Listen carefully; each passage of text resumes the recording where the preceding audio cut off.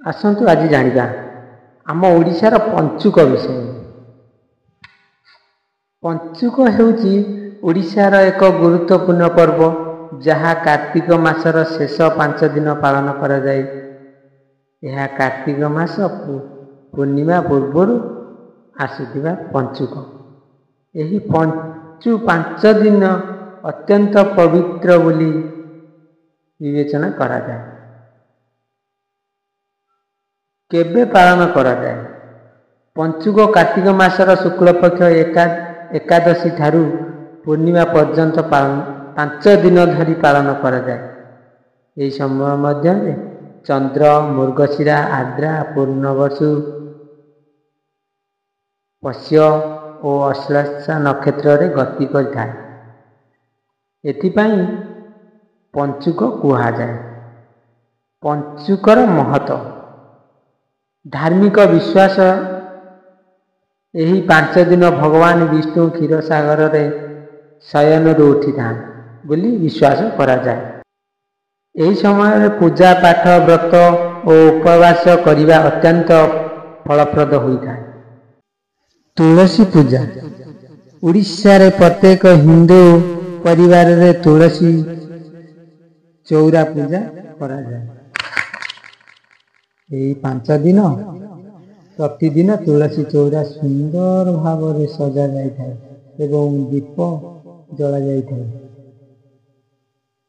आमिष वर्जन अधिकांश ओडिया परिवार यही 5 दिन आमिष खाई न थाए। व्रतधारी माने केवल अभिषण ग्रहण करते।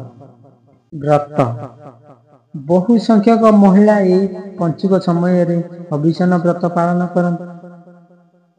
एथिरे सेमाने निरामिष भोजन अभिषण करिथांती, ठाकुर पूजा करिथांती एवं भूमि उपरे सोईथांती। कार्तिक पूर्णिमा पंचुकर शेष दिन हेउची कार्तिक पूर्णिमा। यही दिन बोईत बंदाण उत्सव पालन करा जाए। अनेक लोक नदी पोखरी किंबा समुद्र रे नहीं डंगा भसाई पूर्वपुरुष को श्रद्धांजलि ज्ञापन करते एवं प्रश्न कालर साधव पुओ मानक समुद्र यात्रा को मने पकाते। पंचुकर किछि विषय यही समय श्रीमंदिर विभिन्न प्रकार पूजा एवं नीति क्रांति करा जाए। श्रीजीव को विभिन्न वेश दर्शकों को आकर्षित करिଥାଏ। कार्तिक मास सारा लोके तुलसी मूल संध्या दीप जाली था, किंतु पंचुक समय रे यह अधिक भक्ति सह करा जाए।